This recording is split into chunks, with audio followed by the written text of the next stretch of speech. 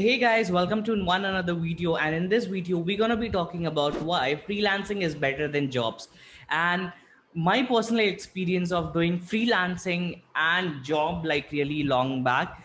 And I'll also compare this with entrepreneurship, what I'm doing, and basically running an agency. How are these things different, and how you can pursue them? Okay, so let's go with one thing at a time. First of all, if you like this video, like if you would go through the content, if you would like this video, just hit that subscribe button and like this video and put down your questions. Okay, I love answering to your questions, so just make sure that you put down your questions in the comment box below.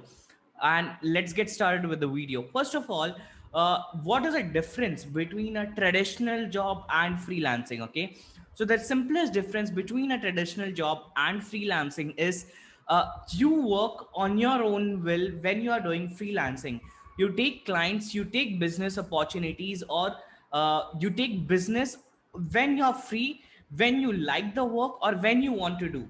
And job is something which is very monotonous in a sense. You have to go to office from Monday to Friday or Saturday, depending upon that. You have to go at the time that the thing's asking. But job is also great because job is something which is financially stable.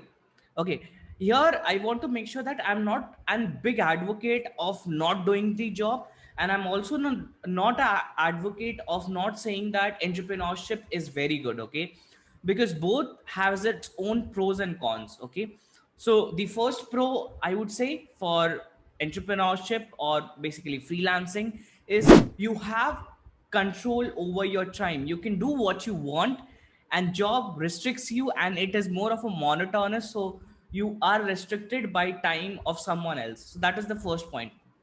Second point, you have a good financial stability when it comes to a job. Okay, that is where you have good financial stability, because no matter what work you do, at the end of the month you are getting paid for that work. And if you do a good work, and if your boss is good, again depending upon variety of factors, if your boss is good, you might get paid high as well. But in freelancing, it is not like that. It is quite dependent upon the market. Okay, it's just like you're running your own business, and some months there would be a profit, and some months there would be a loss. Okay, so depending upon what month it is, you can expect that amount of money. So in freelancing, yes, the risk to reward ratio, which means if you take freelancing, if you do hard work, the risk to reward ratio is really high as compared with your job. But again, the financial stability is somewhat lacking in this. So what I tell people is, before you start freelancing, first of all, keep your job going, and with that start doing freelancing. Build a great freelancing profile first, and then quit your job. A lot of people, what they do is they quit their job first, and then they try to figure out what next to do. This is completely an irrelevant way of doing the things. Again, it is something that I suggest is irrelevant. Maybe some people find it really good to do. So again, every point that I say is not like this should how it would be done. It is your decision, it is your choice, it is your life. Okay, but I am talking about only experiences. Okay, so first one that we talked about was the time. Okay, next was the job security. Third, the paycheck variability. Okay, now what is a paycheck variability? No matter what work you do, when you are in a job, you get paid exact amount every single month. We build entrepreneurs inside our company. The reason we need to do is because our businesses are quite scattered. Like my businesses are quite scattered. Some are in dealing in e-commerce, some are dealing in, let's say, Fiverr freelancing, and some are dealing in typical software agency like SaaS agency. So I need to build the modern day leaders inside my company, and that is the reason I increase the increment very high. Okay, because what I care about is I want a free time with my family and to create content like this for you guys. Okay, so the risk to reward ratio, or I would say the increment that you get in a job, is quite like 1 month you will get like one whole year you'll get like 15,000 as your per month salary, and maybe next year you might get an increment and you would start getting like 18,000 as a salary. And that would go on for, let's say, 1 year, and maybe you do an exemplary work, and then you start getting 25,000 as a salary.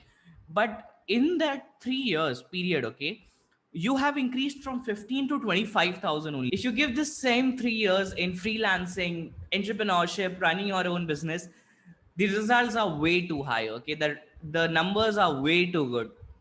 For example, in my first year of freelancing, I was doing a decent $20,000 a month. After my third month, till our till this date. Okay, so this video is being recorded on 1st of July, and our last month, which was from 1st of June to 1st of June to 30th of June, the numbers that were on our freelancing account was $27,000.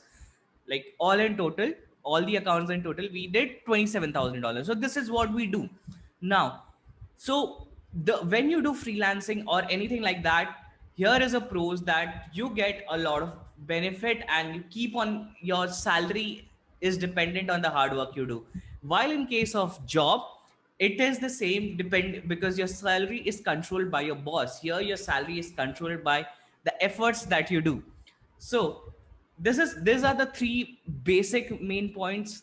Now, fourth point is when you're doing a job, in some jobs which requires a lot of talent. Okay, something like if you're working in a marketing agency, or let's say if you're working in a uh, for example, if you're working in an engineering agency, here you have the scope of learning new things, taking new challenges, um, innovating a lot of things. Okay, but but but in in some jobs you have to do that same repetitive work at every given moment of time. And some of my corporates say that the higher you go, the lower the work you do. Okay, and it has been a very famous stand-up comedy as well, that the position keeps on increasing, the work keeps on decreasing, and at the end of the thing, you just, when you become like CEO or MD of a company, then at one go you get a lot of work. Okay, so this is one thing that I know from my corporate friends, and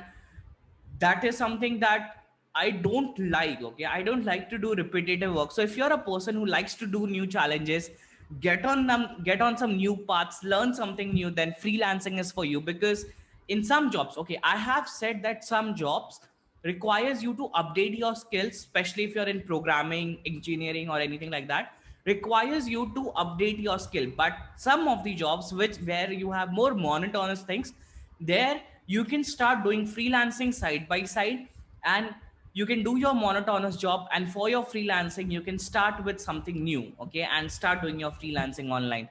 Okay, sell any services, sell. People try to complicate this thing a lot, that freelancing is selling high end services like building apps, like building websites. No, freelancing is very easy. You can help someone to you can help someone to follow up with them on a day to day task, which we call as virtual assistants.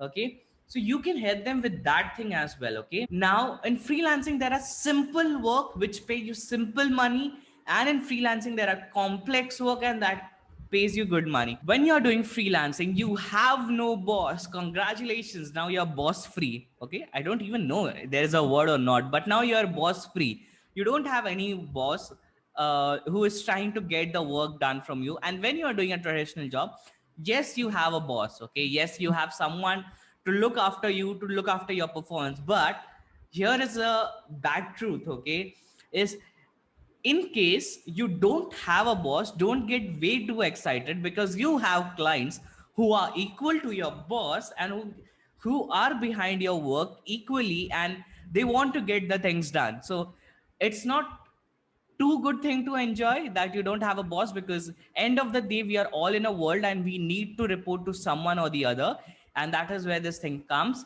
So you would have a boss, but again you don't have that traditional company wala boss, and who can fire you at any given moment of time. Here in this case, you would have your clients, and your the the highest thing that a client can do is take off the work, okay, from your sheet, and you might get 10 other works. Okay, so this were the pros and cons. Now, my freelancing experience during this phase of time is one of the best, because I actually did not did a lot of work, because I believe in a concept called as outsourced freelancing.